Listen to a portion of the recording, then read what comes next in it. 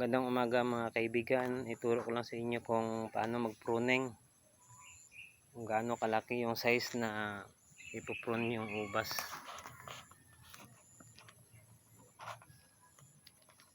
Ito. Yan.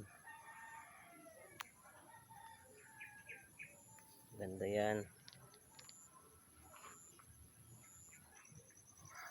Ito, nakakita na ako ng sangang pwedeng pabungahin.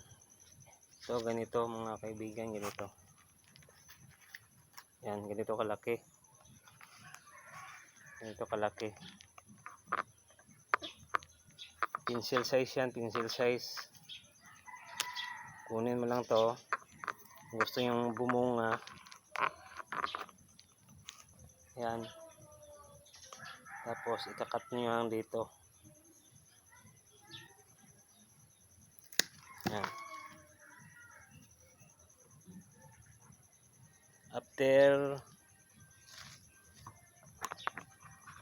After 1 week yan, magdalabasan niya ang bulaklak niyan.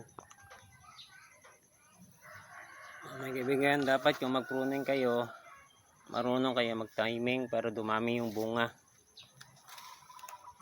Mga bunga yan, oh. Yan, mababa lang yan. Yan. Yan, mabunga ng grapes ko, dikit-dikit lang.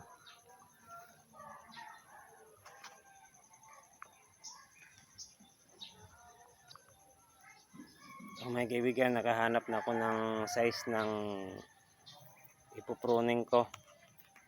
Ganito kalaki. Ganito kalaki dapat yung ipoprune mo. Hanapin nyo lang yung may magandang ganito. Ganito.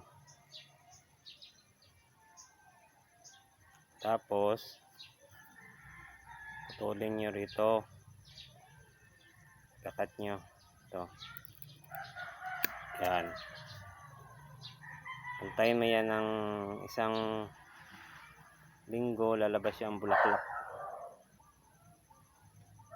Yan ang mga kaibigan ang may tuturo ko ngayon. Sa susunod na video, ituturo ko sa inyo kung paano mag-apply ng abono. Sige, salamat po.